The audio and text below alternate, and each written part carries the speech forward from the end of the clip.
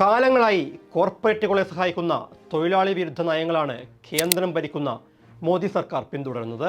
അതുകൊണ്ട് തന്നെ തൊഴിലാളികൾക്ക് അങ്ങേയറ്റം ദ്രോഹകരമായ ലേബർ കോഡ് നടപ്പാക്കാൻ അവർക്ക് രണ്ടാമതൊന്നും ആലോചിക്കേണ്ടി വന്നില്ല. ഇപ്പോഴിതാ നരേന്ദ്രമോദിയുടെ തൊഴിലാളി വിരുദ്ധ നയങ്ങൾ അതേപടി ഏറ്റെടുക്കുകയാണ് സ്വയം നെഹ്റുവിയൻ സോഷ്യലിസ്റ്റ് എന്ന് വിശേഷിപ്പിക്കുന്ന വി.ഡി. സതീശൻ.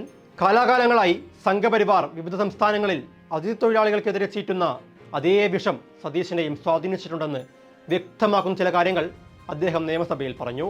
സംസ്ഥാനത്തെ വൻകിട പദ്ധതികളുടെ തുകയുടെ വലിയൊരു ശതമാനം അതിഥി തൊഴിലാളികൾ കൂലിയായി നാട്ടിലേക്ക് അയക്കുന്നുവെന്നായിരുന്നു മുഖ്യമന്ത്രി സതീശൻ പറഞ്ഞത്.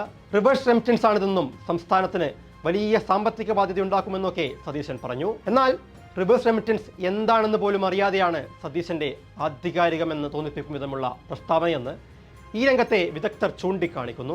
അതിഥി തൊഴിലാളികൾക്കെതിരെയുള്ള മുഖ്യമന്ത്രിയുടെ വാക്കുകൾ യഥാർത്ഥത്തിൽ ജനങ്ങളെ അവർക്കെതിരാക്കാനും പദ്ധതി ചെലവിലെ കൊള്ളമറച്ചു പിടിച്ച് മുതലാളിമാരെ സഹായിക്കാനും ലക്ഷ്യമിട്ടുള്ളതാണെന്ന് കരുതേണ്ടി വരും. കൂടാതെ BJPയുടെയും കോൺഗ്രസിന്റെയും തൊഴിലാളി വിരുദ്ധത സതീശന്റെ വാക്കുകളിൽ തെളിഞ്ഞു കാണാം. മോദി സർക്കാർ കൊണ്ടുവന്ന ലേബർ കോഡിനെ പ്രതിപക്ഷത്തായിരുന്നപ്പോഴും ഭരണത്തിലേറിയിട്ടും തള്ളിപ്പറയാൻ സതീശൻ തയ്യാറായിട്ടില്ല. ഈ വർഷം ഫെബ്രുവരി 12 നടന്ന ദേശീയ പണിമുടക്കിനെ വിമർശിച്ച വി.ഡി. സതീശൻ കോർപ്പറേറ്റുകൾക്ക് അനുകൂലമായ സമീപനമാണ് കൈക്കൊണ്ടത്.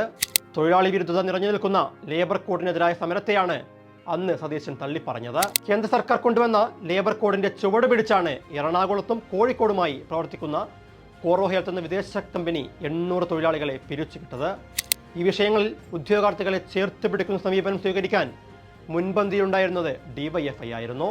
എന്നാൽ ഒരു വാക്കുകൊണ്ട് പോലും കോറോ ഹെൽത്തിന്റെ തൊഴിലാളി വിരുദ്ധതയെ തള്ളിപ്പറയാൻ വി.ഡി. സതീശൻ തയ്യാറായിട്ടില്ല. പെട്ടെന്നൊരു സുപ്രഭാതത്തിൽ തൊഴിൽ നഷ്ടമായ ഉദ്യോഗാർത്ഥികളെ പിന്തുണയ്ക്കുന്ന നിലപാട് സ്വീകരിക്കാൻ സംസ്ഥാന സർക്കാരിന് സാധിക്കുന്നില്ല. തൊഴിലാളികളുടെ അവകാശങ്ങൾ ഇല്ലാതാക്കുന്ന കേന്ദ്ര സർക്കാരിന്റെ നവ ഉദാരവൽക്കരണ നയങ്ങളെ കേരളത്തിലും വി.ഡി. സതീശന്റെ നേതൃത്വത്തിലുള്ള സർക്കാർ പിന്തുണയ്ക്കുന്നുവെന്നത് കടുത്ത ആശങ്കയുളവാക്കുന്ന കാര്യമാണ്.